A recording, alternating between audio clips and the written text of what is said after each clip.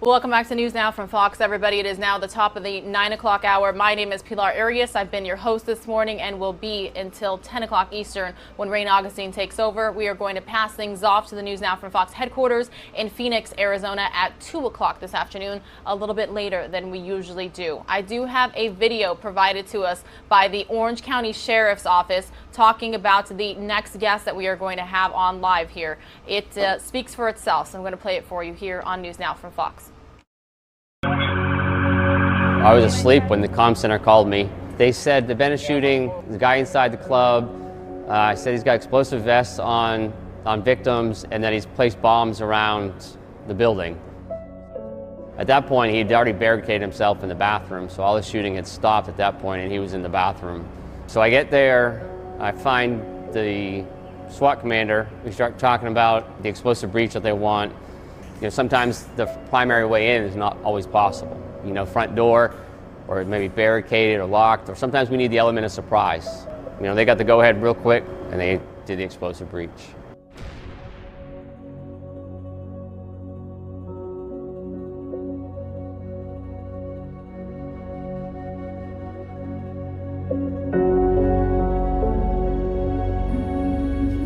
All of a sudden, I can hear the shooting start. They started exchanging gunfire with the suspect.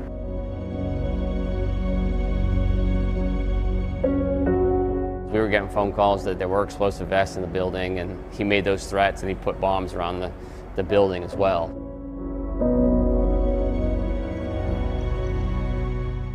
When we did the explosive breach, there was an exit sign, and underneath him, a battery fell right up underneath his leg, and the wires were coming out. So we didn't know, he'd made the threat. So we basically undressed him with our robots to make sure he didn't have any explosives on him. And then we used the robot the best we could to try to clear the rest of the building. But there were so many bags and purses that we couldn't do it effectively. So I ended up having to send a team in with portable x-ray systems to clear all the bags inside the building. And at that point, we're starting to see how many people are in there, and you start realizing how big of an event it really is. My guys were there for, they didn't leave till the next day. All the victims were taken out, and so we were pretty confident that there was nothing in the building at that point. It's important for people to always remember what happened that night. It's happened too many times since in the last 5 years. I mean, but just always remember. It's one of those things you can't forget, and the people that had died in that and were killed, and the families that go along with it.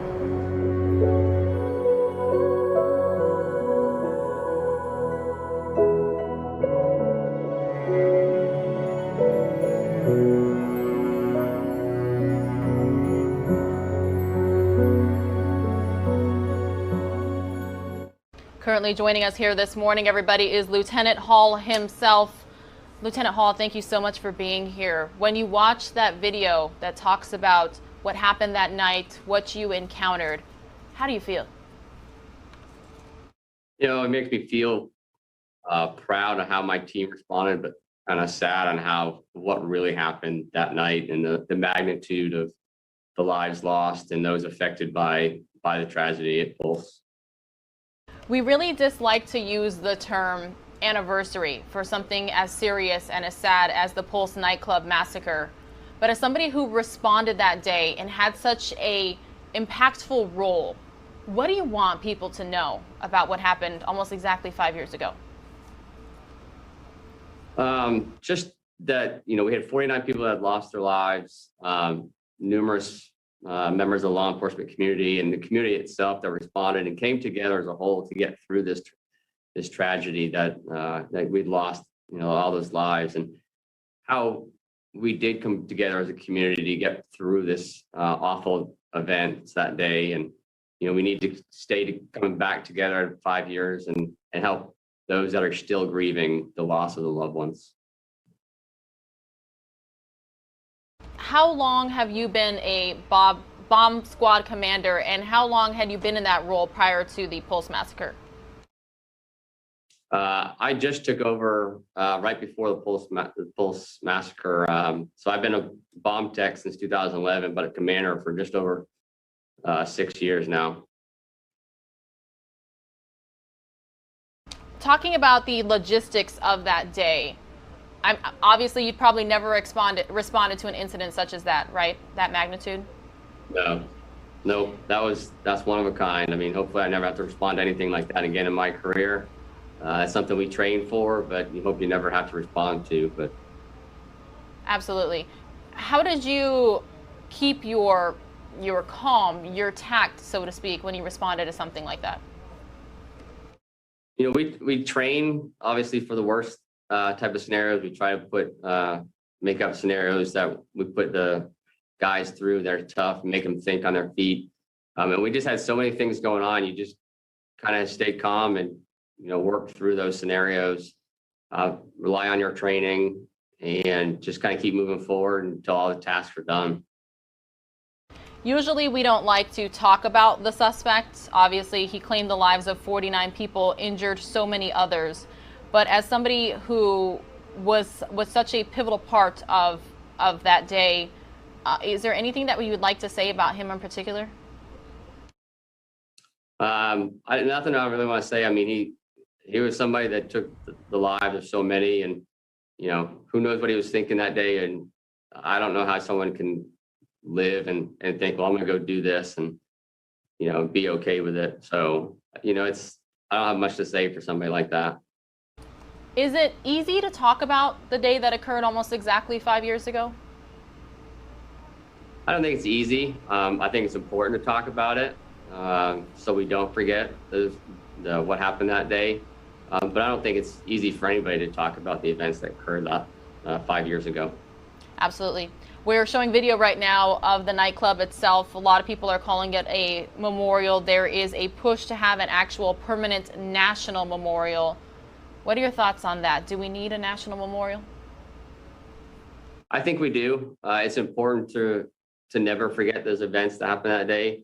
It's a push to have it never happen again. It's happened so many times since that day and around the country, and it's important to remember those who were truly affected by the events 5 years ago. Absolutely. Have you been by the memorial yourself? I have. I drive by it every so often. Sometimes I stop, sometimes I don't, but you always look at it and remember what happened that day. How do you think Orlando changed after the Pulse massacre? I think it brought to light some of the LGBTQ community and some of the, probably, I guess, stressful or, problems that they have inside the community. And I think that brought that to light. And I think it's helped them and as a community, hopefully overcome some of those issues. It also brought the whole community in Central Florida together to kind of get past these tragedies and kind of come to the community as a whole, just as to get through any type of tragic event. Absolutely. Is there anything else that you would like to share that I didn't get to ask you?